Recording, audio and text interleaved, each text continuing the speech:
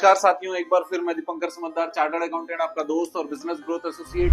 Finance का धंधा सबसे जबरदस्त धंधा है। इसके फेवर में मैं आपको बताने वाला हूँ 10 पॉइंट, क्योंकि ये 10 पॉइंट आपका फाइनेंस बिजनेस के बारे में सोच भी बदल देंगे और आपको करने में भी मजा आएगा, गर्व भी होगा और इंस्पिरेशनल भी बनोगे। जानना चाहोगे यस और नो? सबसे पहला चीज है कि पैसा खुद ही एक प्रोडक्ट है, और दूसरा चीज ये कि इसको मैन्युफैक्चर करने की आपको जरूरत नहीं है ना अथॉरिटी। इसका मतलब जिस चीज का धंधा आप करने वाले हो मार्केट में ऑलरेडी अवेलेबल है और आपको सिर्फ एक काम करना है, उसको एलोकेट करना है ताकि उस पैसे से एडिशनल पैसा आए। इसका मतलब ब्याज आए और एडिशनल इनकम आए।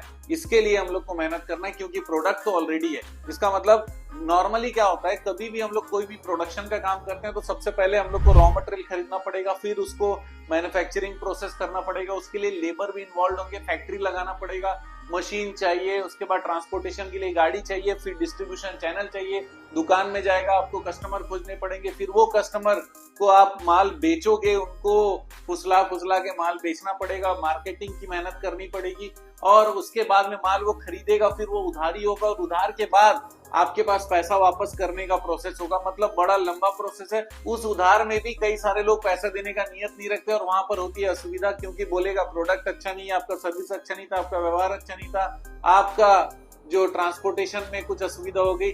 ऐसे लंबा समय वहां पर खिंचता है और साथ ही साथ आपको प्रोडक्ट का सहारा लेना पड़ता है, प्रोसेस करना पड़ता है, लेकिन पैसे के कंडीशन में पैसा खुद ही एक प्रोडक्ट। दूसरा इंपॉर्टेंट पॉइंट है कि पैसे का डिमांड एवरग्रीन है, हमेशा पैसा डिमांड में होगा। आप सतयुग से लेकर कलयुग तक आ जाइए और इसके बाद जितने भी युग बचे होंगे, अगर यही आखिरी युग है तो इस युग के खत्म होते तक पैसा होगा ही होगा। क्योंकि साहूकार का नाम पहले भी आपने सुना है, पहले मूवीज में भी आपने देखा है कि साहूकार का पैसा चुकाते चुकाते आदमी मर जाता है। वो समय था जब रेगुलेटेड नहीं था, लेकिन आज गवर्नमेंट ने उसको रेगुलेट कर दिया। इसका मतलब कोई किसी को लूट नहीं सकता, लेकिन पैसा खूब कमा सकता है। पैसे का जो डिमांड है कभी खत्म नहीं होने वाला है, डिमांड एवरग्रीन है। तीसरा इंपॉर्टेंट चीज है कि पैसे का आरओआई बहुत हाई है, क्योंकि यहाँ पर प्रोडक्शन कॉस्ट भी बचता है, टाइमिंग कॉस्ट भी बचता है, मार्केटिंग का कॉस्ट भी बचता है, सेल्स का कॉस्ट भी बचता है। और साथ ही साथ में जब आप बहुत सारे स्टेट्स में सिर्फ अगर साहूकारी का बिजनेस कर रहे हो तब भी 18% से लेकर 24% आराम से कमा सकते हो।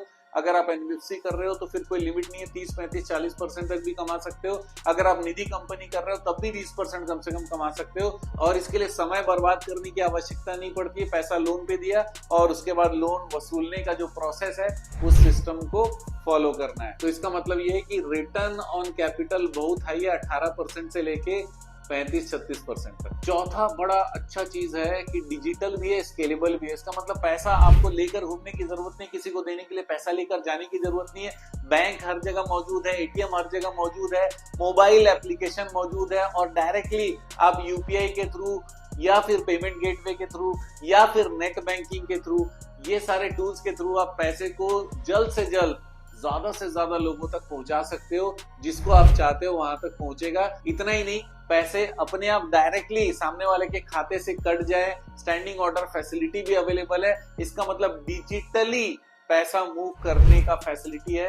इसका मतलब ट्रांजैक्शन भी फास्ट होगा, काम भी फास्ट होगा और जो हमारा लॉजिस्टिक्स का कॉस्ट है वो बहुत कम है ही नहीं। पांचवा इंपॉर्टेंट फायदा, मिनिमम स्टाफ मैक्सिमम एफिशिएंसी। इसका मतलब आपने लिमिटेड स्टाफ को सिखाया, उसको सारा नॉलेज दे दिया और काम एकदम सिंपल है, कैसे देना है और कैसे लेना है, बस इतनी चीजों को समझाना। बीच में डॉक्यूमेंटेशन को ऑटोमेट कर दिया, चाहे वो डिजिटल हो चाहे फिजिकल हो, जाएगा चेकलिस्ट लिख दिया, उस चेकलिस्ट को फॉलो किया, ये डॉक्यूमेंटेशन ले लिया तो फिर ये फॉर्म कंप्लीट है, नहीं लिया तो फॉर्म कंप्लीट नहीं है। जैसे ही फॉर्म कंप्लीट हुआ नेक्स्ट प्रोसेस में जाएगा और उसको साइन करेंगे, सैंक्शन करेंगे, डिसबर्समेंट का प्रोसीजर कंप्लीट होगा, पैसा दे दिया जाएगा। इसका मतलब ये कि स्टाफ की भी जरूरत कम है और एफिशिएंसी और फायदा ज्यादा से ज्यादा। छठवां इंपॉर्टेंट फायदा है रिकरिंग इनकम स्ट्रक्चर। इसका मतलब लगातार इनकम किया जा सकता है। पैसा आया, आपने लोन पे दिया, उसके बीच में पैसा आते जा रहा है तो उसको वापस आप दूसरे को लोन पे देते जा सकते हो। इसका मतलब पैसे का रोटेशन लगातार होता रहता है, आप कर सकते हो। इसका मतलब पैसा कहीं रुकने का जरूरत नहीं है, सिर्फ एक ही कंडीशन है, आप नहीं रुकना चाहिए। अगर आप नहीं रुके तो पैसा भी नहीं रुकेगा। सातवां बहुत इंपॉर्टेंट चीज है, लीगल फ्रेमवर्क इज डिफाइंड। इसका मतलब लीगल फ्रेमवर्क एकदम क्लियर है, गवर्नमेंट ने बता दिया है कि भाई नियम क्या क्या है, कैसे पैसा देना चाहिए, कैसे नहीं देना चाहिए, वसूली तक का क्राइटेरिया उन्होंने आरबीआई ने बता रखा है कि किस समय से किस समय तक पैसा वसूल कर सकते हैं। अगर वो नहीं दे रहा था तो टाइमिंग फिक्स है, अगर दे रहा था तो फिर टाइमिंग का कोई दिक्कत नहीं है। और कौन कौन से रूल्स फॉलो करने हैं, कब जाना है कब नहीं जाना है, कब माना जाएगा कि वो नहीं दे रहा है, कब माना जाएगा कि दे रहा है, बिहेवियर तक को डिफाइंड कर दिया गया है लॉ के माध्यम से। क्योंकि कुछ भी प्रॉब्लम होती है तो केस बनता है, और केस बनता है तो उसमें जो डिसीजन होता है वो डिसीजन के कारण आगे का जो कार्रवाई है, आगे का जो प्रोसेस है वो प्रोसेस और क्लियर होता चला जाता है। इसका मतलब लीगल फ्रेमवर्क भी क्लियर है। आठवां इंपॉर्टेंट चीज है कि मनी लेंडिंग का जो काम है या फाइनेंस का जो काम है, ट्रस्ट बेस्ड बिजनेस है, ना कि प्राइस्ड बेस्ड बिजनेस। कहाँ सस्ता मिल रहा है वहां आदमी नहीं जाता, कहाँ पे विश्वास है वहां पर जाता है। जिस पे विश्वास नहीं होगा उसके पास सोना गिरवी रखने जाएगा ही नहीं, भले वो कितना भी कम ब्याज दे रहा हो, ज्यादा ब्याज में लोन दे रहा हो, तब भी आप सोना गिरवी उसी के पास रखते हो जहां पर बहुत सालों से आपके माता पिता भी रखते आए होंगे, जहां जरूरत होती होगी, क्योंकि उसका ट्रस्ट लेवल बहुत हाई होगा। तो ट्रस्ट वाला बिजनेस है, प्राइस वाला बिजनेस नहीं है। अगर आपने ट्रस्ट जनरेट कर लिया, फाइनेंस का धंधा जबरदस्त चलेगा। नाइन्थ इंपॉर्टेंट चीज है easy to start, grow and diversify. अगर कोई व्यक्ति पैसा रखा हुआ है, उसको लगता है कल सुबह से धंधा करना है, वो आज ही ट्रेनिंग लेकर, आज ही सारा जानकारी लेकर कल से धंधा चालू कर सकता है। अगर आपको लगता है कि सर मेरे पास पैसा है, मैं 1 दिन में 10 दिन में चालू करना चाहता हूँ, क्रैश कोर्स करिए, आइए मैं सारे लोगों को सिखाता हूँ कैसे बिजनेस करते हैं, और आप तुरंत बिजनेस स्टैब्लिश करिए, सिस्टम स्टैब्लिश करिए और तत्काल फाइनेंस का काम शुरू कर लीजिए। Legal framework, documentation, compliance, registration, ये सारी चीजें हम आपकी मदद करके आपको आगे बढ़ाएंगे, फाइनेंस बिजनेस आपका शुरू करवा देंगे।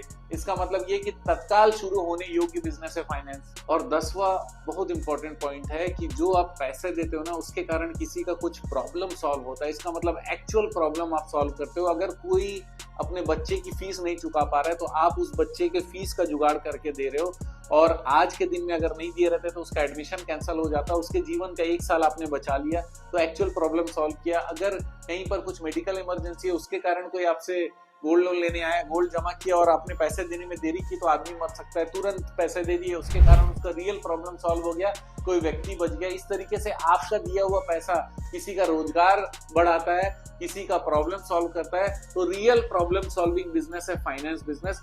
और फाइनेंस बिजनेस को सही तरीके से करने के लिए हम लोग लगातार ऑल ओवर इंडिया हमारे प्रोग्राम्स करते जा रहे हैं, और हमारे चैनल पर आप देख सकते हैं कि हम लोग कहाँ प्रोग्राम आगे करने वाले हैं। और ऑनलाइन ट्रेनिंग फाइनेंस बिजनेस का, चाहे वो निधि हो, माइक्रो फाइनेंस हो, एनबीएफसी हो, डीएसए हो, या फिर साहूकारी बिजनेस हो, चाहे ये सारे बिजनेस रजिस्टर्ड हो, चाहे आप रजिस्टर्ड बाद में करना चाहें, लेकिन व्यापार आप करना चाहते हैं तो ऑनलाइन ट्रेनिंग आप तुरंत ज्वाइन कर सकते हैं। और हमारे वीडियो में कमेंट, शेयर, सब्सक्राइब करना मत भूलिएगा, क्योंकि ज्यादा से ज्यादा लोगों के हम काम आना चाहते हैं। आप जानते हैं हमारा मिशन है हमेशा आप लोगों की मदद करना और समय पर सारी जानकारी देना। तो बने रहेगा हमारे साथ। आपका दिन जबरदस्त हो, शुभ हो।